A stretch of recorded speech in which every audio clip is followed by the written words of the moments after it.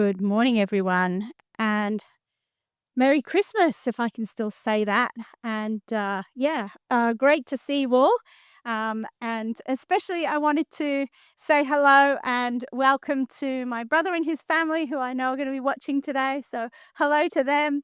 Um, I was thinking if you've heard me preach before, you'll know that I like to include something educational, right? I like you to learn something, to leave and go, oh, I heard something I didn't know before. I learned something, or I encountered a passage of scripture that I'd never read before.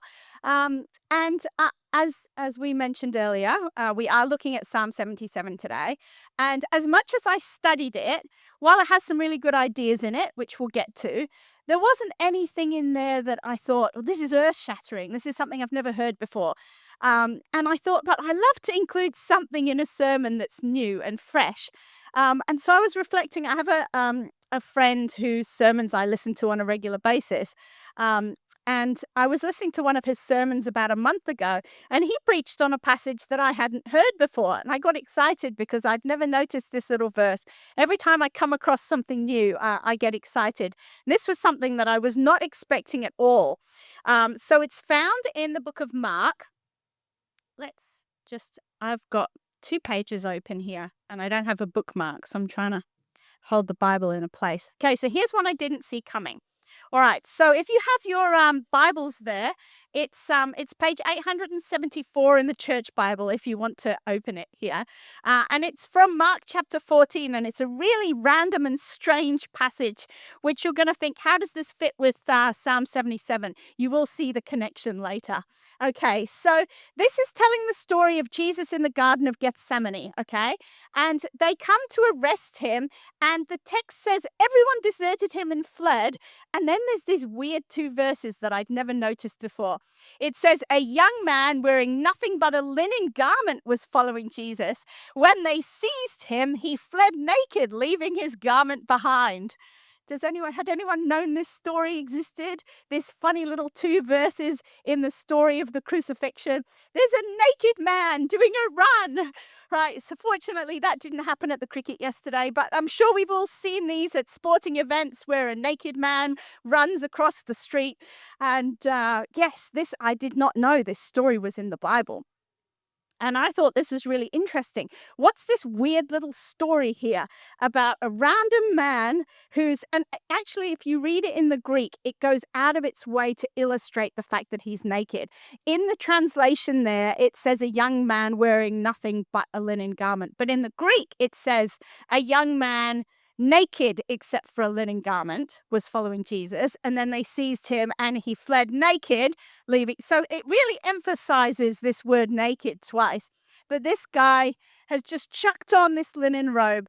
The other thing that's interesting about it, the word used for young man is very young man. So they would classify you as a man once you were 12 and you'd gone to the temple for your bar mitzvah when you were 12.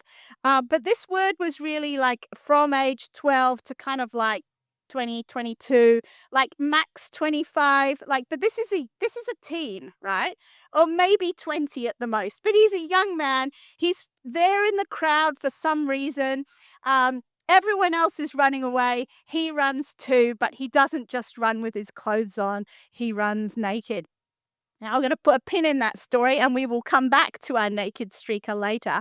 But here we're going to talk about Psalm 77 today. And we won't talk about poetry at all. So don't worry, Roger. You can be safe. This won't be an English class. In fact, this isn't poetry. This is a song. It says so really clearly when we start the psalm.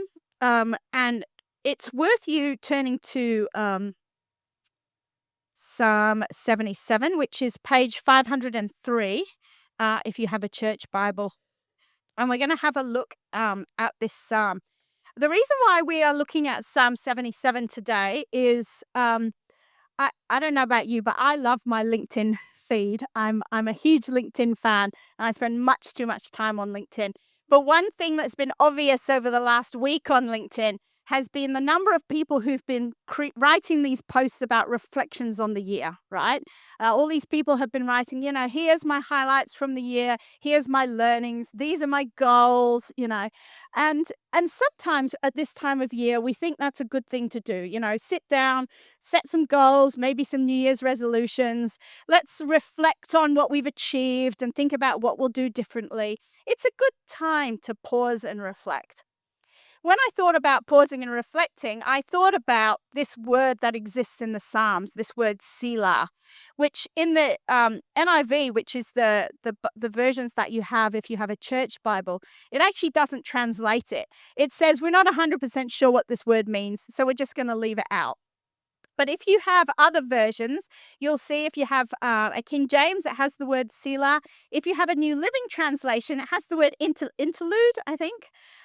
So it's advising you that you shouldn't just read this song all the way through.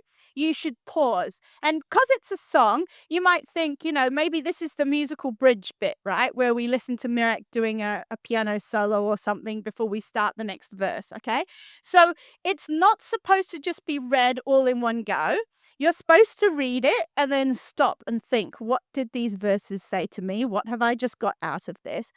And so it's interesting. This Psalm 77's got 3 Selahs in, so it's basically 4 verses. And what we're going to do this morning is look at those 4 verses. We're going to pause and reflect as well as we go through it. But also, I want you to have in the back of your mind, how are you pausing and reflecting on your own 2025? As you look towards 2026, are there things in your life that you maybe want to leave behind, want to definitely take with you? What are the joys? What are the triumphs? What are the struggles that you've faced this year? So let's get into Psalm 77. I cried out to God for help. I cried out to God to hear me. When I was in distress, I sought the Lord. At night, I stretched out untiring hands, and I would not be comforted. I remembered you, God, and I groaned. I meditated, and my spirit grew faint. And there's the first Selah. I don't know about you, but when I pause and reflect on this year, sometimes when I stop to think, it's a bad thing, because sometimes when we keep going so busy, we don't have time to stop. But that's good because we just keep going on to the next thing and the next thing and the next thing.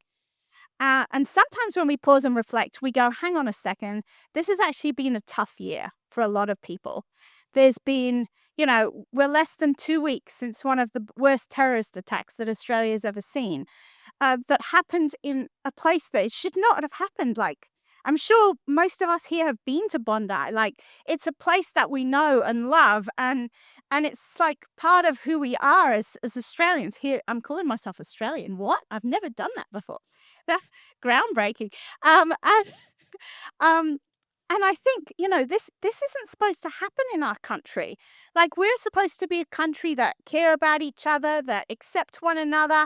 We have these shared values of giving everyone a go and mateship, and and to have something so horrific happen on our shores, and then also to look at some of the responses that, and like I said, I'm a LinkedIn follower, so I see what's going on there, but I have made the conscious decision not to be on Facebook and Instagram. And frankly, I'm glad I'm not on those platforms, because from what I'm hearing from some of my friends who are on those platforms, there's some pretty horrific things being said in the wake of that terrorist attack. People blaming everyone from, the government to certain ethnicities to immigrants to, you name it. It's someone else's fault and someone else needs to do. And then also this desire for revenge. Like, we need to get our own back. We need to stage a riot. We need to do this and do that and do something to make a difference. And we live in a world where there's brokenness, where there's heartbreak, where there's loss, where there's pain. And this is the world that the psalmist here, Asa, has started off with. He goes to God at the beginning of this psalm, and as he starts to reflect, he reflects on a broken world. And maybe the brokenness that you've experienced this year is far more personal than something that happened up in Sydney. Maybe this year you've lost a job. Maybe this year you've lost a loved one. Maybe this year you've found yourself in really difficult financial situation. I don't know what journey each of us have followed, but I can relate definitely to this idea at the start of this psalm that I feel pain in my life and I go to God. So, this is how the psalmist has started here. He's cried out to God for help, he's cried out to God in his distress. And then he pauses and reflects on his distress. And then he goes on. Now, it's interesting because you might expect here that he goes, "Oh, and then God answered all my problems and life was good," right? That might be what you would expect, but that's not what happens. If you carry on to verse 4, it says, "You kept my eyes from closing. I was too troubled to speak. I thought about the former days, the years long ago. I remembered my songs in the night. My heart meditated and my spirit asked, will the Lord reject forever? Will he never show his favor again? Has his unfailing love vanished forever? Has his promise failed for all time? Has God forgotten to be merciful? Has he in anger withheld his compassion?" And then we have that word again, Selah, pause and reflect. I don't know if you've ever felt like that, where you felt like, okay, I've got a problem, so I'm taking it to God, which is what he does in the first section, right? But then he takes his struggles to God and he prays, and it doesn't feel like God is responding. He feels like his prayers are just hitting the ceiling and coming back down. He feels like maybe God is asleep. Maybe God is busy solving someone else's problem, but God isn't there for him. This is this guy's first reaction.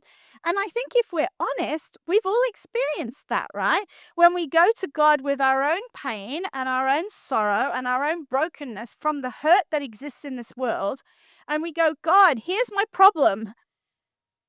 And then we get nothing and we get silence. And we get this feeling here that the psalmist right, like, I was too troubled to speak. Like verse 7, sorry. Will the Lord reject forever? Will he never show his favor again? Has his unfailing love vanished forever? This guy's not in a happy place, right? But he's being real. And that is one thing I love about the biblical authors. They never fake it. They never come to God with their happy Sabbath mask. You know what I mean by a happy Sabbath mask? Like when you've had a terrible week, but you come to church and someone says, "How was your week?" And you go, "Great." And you put your happy Sabbath mask on because, what if we really told other people what was going on in our lives? How would they judge us or how would they? But that's not what the psalmist does. The psalmist just comes to God and says, "God, I'm not connecting with you. And here's all my stuff, God." And then there's silence. And then he pauses and he reflects. But this time, as he pauses and reflects, he decides to change his focus. And in verse 3, the psalm goes on. Then I thought, to this I will appeal. The years when the Most High stretched out his right hand. I will remember the deeds of the Lord. Yes, I will remember your miracles of long ago. I will consider all your works and meditate on all your mighty deeds. Your ways, God, are holy. What God is as great as our God? You are the God who performs miracles. You display your power among the peoples. With your mighty arm, you redeemed your people, the descendants of Jacob and Joseph. And then we get this word again, Selah. God hasn't spoken to him here. There's no like bolt of lightning from the sky where, God has solved all of his problems. Here, though, he's made a choice. He said, I am not going to focus on the size of my problem. Instead, I'm going to consciously choose to focus on the bigness of my God. One thing that we did as a family growing up was we used to, every Sabbath night, we would gather together as a family to close Sabbath. And we would go around the circle and everyone had to share a blessing from the day, right? And we'd all share, oh, I like this, or I like that, or I like the other. And then it would extend to any kind of special occasion. So for Christmas, what was your blessings for the year or for New Year? Like any time that we had people over and we would sit around and maybe have worship together with other people, we'd say, what was your blessings from the week? Let's share how has God worked in our lives this year. And it's something that I've done in a business context as well. I haven't called it blessings, but I run a sales meeting in my current job once a week, and I always start the sales meeting by going around the room asking everyone to share what was your win of the week? What are you thankful for? And it's amazing how it changes the attitude of the meeting to be focused on this good thing happened and that good thing happened, and actually, yeah, I can celebrate this. This power that comes with, being grateful for the way that God has led us in the past. And I think this is a really important key. Here, he just goes straight into not focusing on the size of the mountain in front of him, but focusing on the size of his mountain moving God. And I think that's a really useful exercise. I want to challenge all of you to pause and reflect. What are three things that you can thank God for this year? What are three things that God has done in your life that, yes, you've got the bad things that happen, but what are the things that you can thank God for? What are the things where you can go, actually, God really helped in that situation and this good thing happened? Or, that person said that thing which made a real difference to me. Or, I fixed a relationship that had been broken for years, that I went and said sorry to that person, and it took a weight off my shoulders. And I'm so thankful to God to give me the courage to do that. Or, I just had this opportunity that I want to thank God for. Here the psalmist is reflecting on the way God has led in the past, in the big picture, right? I mean, if you look at that passage again, he's talking about God's mighty miracles from long ago, not just the things that have happened in his life in the last year, but even the great works of God in the past. I love there in verse 13, your ways, God, are holy. What God is as great as our God? Let's go back to it, actually. What God is as great as our God? You are the God who performs miracles. You display your power among the peoples. With your mighty hand, you redeemed your people, the descendants of Jacob and Joseph. And so there he is. And then he stops and he pauses and reflects again. And he stops and he starts thinking more about how has God led? How has God led? How has God led? And then you get the final stanza in this song. The waters saw you, God. The waters saw you and writhed, the very depths were convulsed. The clouds poured down water, the heavens resounded with thunder. Your arrows flashed back and forth, your thunder was heard in the whirlwind. Your lightning lit up the world, the earth trembled and quaked. Your path led through the sea, your way through the mighty waters. Though your footprints were not seen, you led your people like a flock by the hand of Moses and Aaron. Here, of course, he's referring to the amazing way that God parted the Red Sea and provided a way of escape for the Israelites, where it looked like they were up in trouble, right? They had their, feet right up on the edge of the water and a mighty army coming up behind and mountains on each side, and there's no hope. There's no way forward. And yet God makes a way here where there is no way. And he starts reflecting on this. This is what God does. He makes a way where there is no way. And he focuses once again on God and the power of God. And that's the end of the psalm. And you kind of think, well, hang on. Like, surely it should go back and then God fixed all my problems too. Like, that's what you kind of want to see, right? But that's not how the psalm ends. The psalm just ends with the psalmist's perspective having changed. Rather than focusing on the mountains in front of him, he focuses on the size of the mountain moving God that he believes in. I don't know if you've had the opportunity to watch. There's a sermon online by a famous preacher, Louis Giglio, called Indescribable. And if you haven't watched it, it's well worth spending the 25, 27 minutes that it takes to watch it. Basically, he takes the latest NASA images of amazing planets in the distance, and he goes further and further out with this great galaxy and this beautiful, star constellations and the amazing things that are in our universe. And he starts talking about and you sit there, and as you go through, and earth gets smaller and smaller and smaller in the scale of the wonders and the magnificence of the whole universe. And then he gets to the very end, and there he says the most amazing picture of all, and he shows a picture of Jesus on the cross, dying for us, caring for us, when the whole universe is there, and God's focus is still right here. God's focus is on you, your individual situation, because he loves you, because he died for you, because his focus is right here in Burwood Church in Melbourne, right at the end of 2025. God loves you.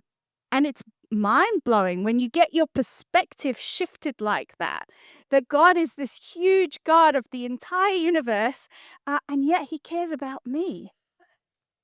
And I think there's something so beautiful about getting your perspective shifted by looking at God.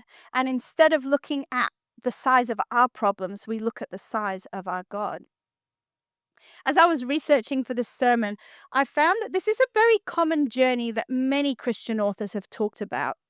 And the author Max Lucado, which I'm sure you've heard of, he talks a lot about struggling in his life from anxiety.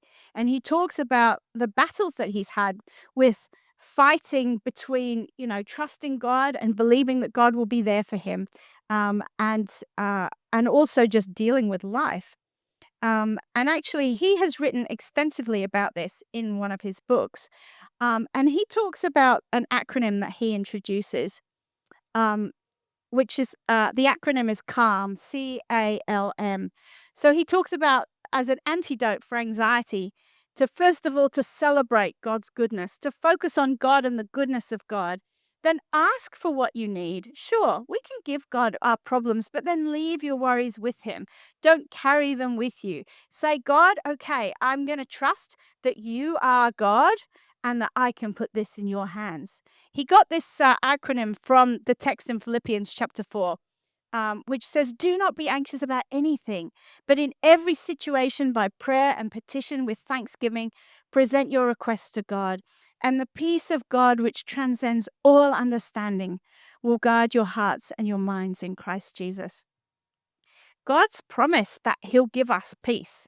And I think that the times that we don't have peace is when we focus on the mountains in front of us, when we focus on the brokenness and the pain and the hurt in our world, the sorrow, which is there. And of course, it's there, and we should acknowledge that. But we need to find a way to give it to God and focus on God rather than focusing on the pain in our own lives. Which, strangely enough, brings me back to my story that I started with at the beginning. You remember that naked streaker that we read from Mark? Well, scholars believe, and once again, this isn't in the Bible, so we don't know 100%, but the majority of scholars believe that the person being referred to, the naked man, was actually Mark himself, the author.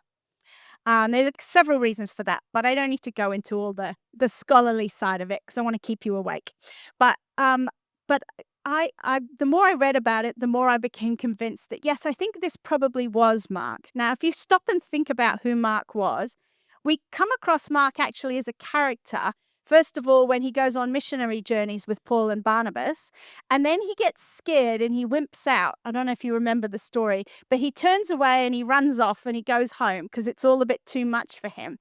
But then when Paul and Barnabas are going on their next missionary journey, Barnabas wants to take Mark or John Mark with him.